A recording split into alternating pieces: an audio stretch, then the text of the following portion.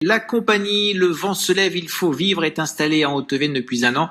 Elle présente en ce moment à l'espace Noriac de Limoges son dernier spectacle jeune public, Le Monde selon Cocopelli, une pièce de théâtre musical où se mêlent contes de fées et écologie. C'est à la mode. Morgane Jacob et Valérie Agut.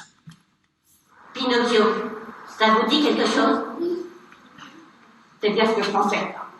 Et Cocopelli, ça vous dit quelque chose? Dans la mythologie amérindienne, c'était un symbole de fertilité. Sur scène, c'est une comédienne qui l'incarne. Elle délivre une invitation poétique à cultiver son jardin et à le contempler.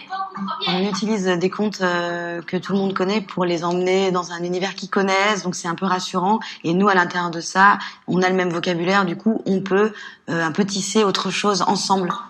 La compagnie a monté cette pièce en résidence avec le conseil départemental à Limoges. Avec sa mise en scène musicale et chorégraphiée, elle joue sur l'humour et la culture populaire pour faire réfléchir les petits comme les grands.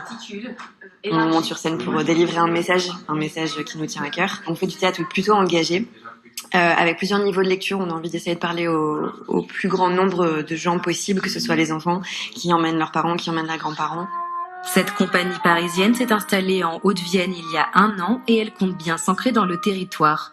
À Comprégnac, certains d'entre eux veulent ouvrir une résidence d'artistes d'ici fin 2022, après quelques travaux. L'endroit le plus important de la pièce, ici, ça va être la scène. Tout cet endroit va être à disposition pour ces compagnies, où ils vont pouvoir du coup répéter, travailler. Le Monde selon Cocopelli se jouera de nouveau ce samedi matin à 10h45 à l'espace Noriac. Et puis, il y a l'été.